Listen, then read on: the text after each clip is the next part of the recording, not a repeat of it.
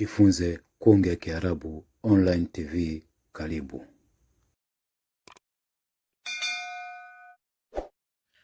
Bismillahirrahmanirrahim. Alhamdulillah, wassalatu wassalam ala rasulillah Muhammadin sallallahu alayhi wa ala alihi wa ashabihi wa sallam.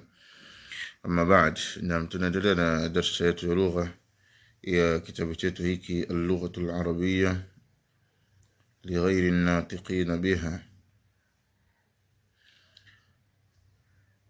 Na kama tulivyoeleza,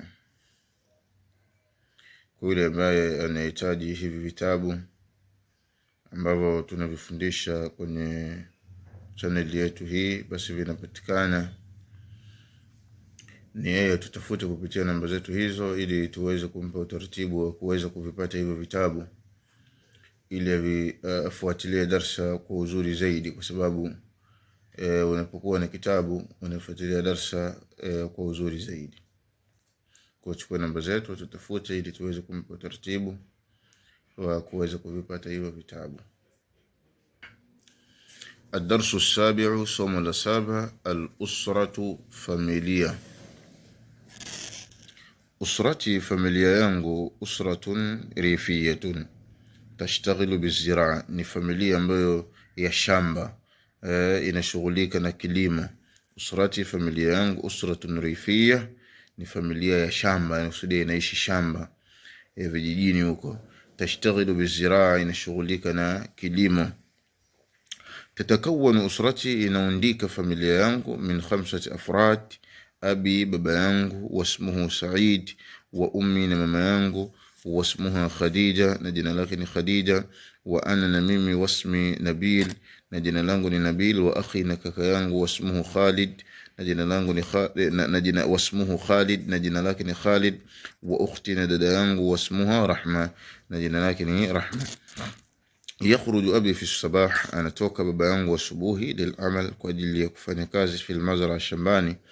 Wa nahnu al-awlad, na sisi watoto, nadhhab ila madarisi, na tunaenda katika madrasa zetu.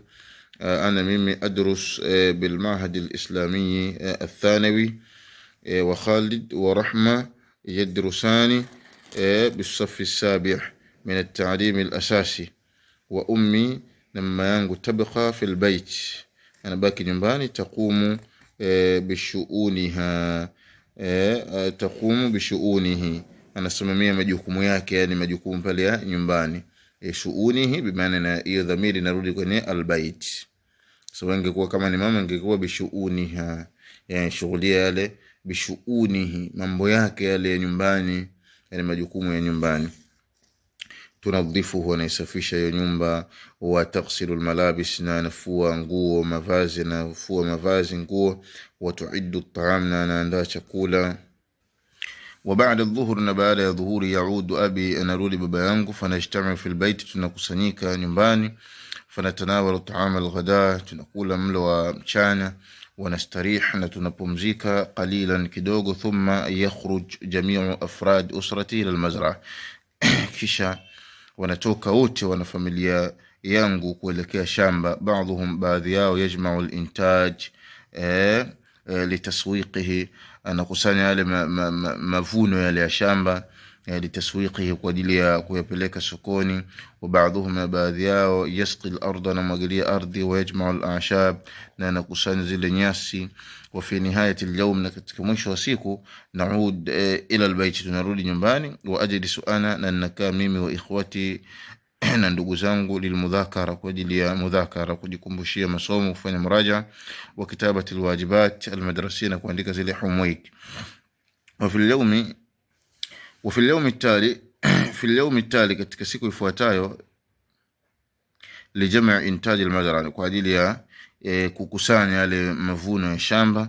Yaqumu abi bitaswiqihi, anasimamia baba yangu kuyapeleka sokoni.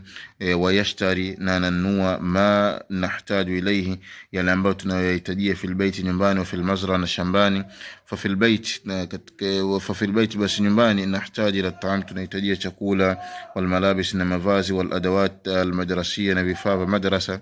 Wa fil mazra, na shamba, nahtaji ila al adawat azraiyya, tunahitajia vile vifaa vya kulimia. wa ila samad, kadhalika unahitajia mbolea, wal budhur, na mbegu. Sallallahu alaihi wasallam ala nabiyina Muhammad wa ala alihi wasallam.